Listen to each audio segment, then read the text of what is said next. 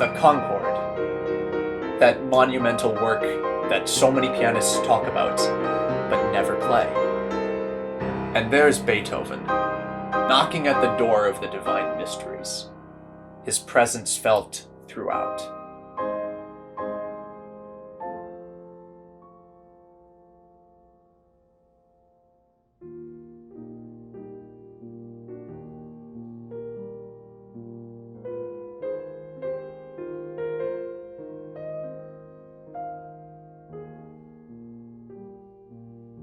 During the middle of the pandemic, my label, Master Performers, asked, what do I want to do next? And what I wanted to do was huge, the Ives Concord Sonata and Beethoven Opus 110.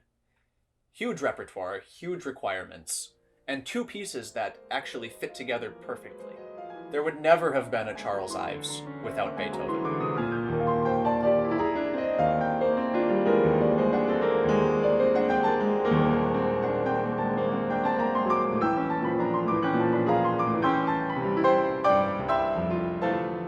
We all knew that for a project of this magnitude, there could be no compromising on any element.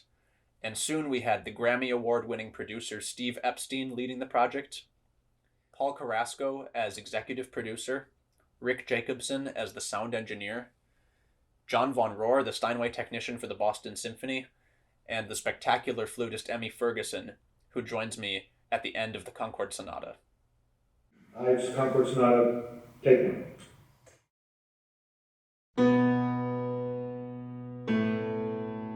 Recording is never easy. It's a constant push for perfection. And with music like this, where one's interpretation changes and develops and grows constantly, from one performance to the next, the act of committing it to disc is especially daunting and exhilarating. Ives was so inspired and influenced by Beethoven's music.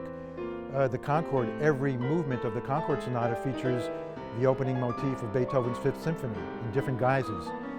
So you can immediately, even without knowing any biographical information, you can see the effect that Beethoven has had on Ives's music.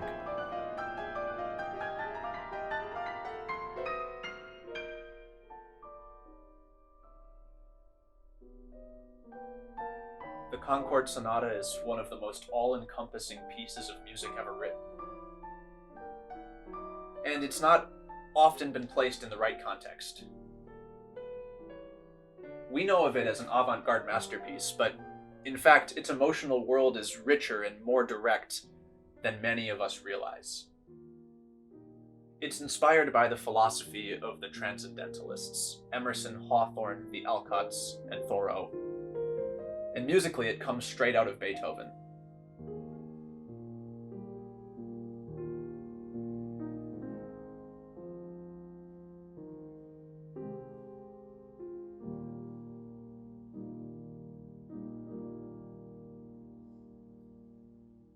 This is an era where there are countless recordings, everything is streamed, and music is so readily available across all of the various platforms, and that makes it all the more crucial that the projects we do are artistically meaningful and significant.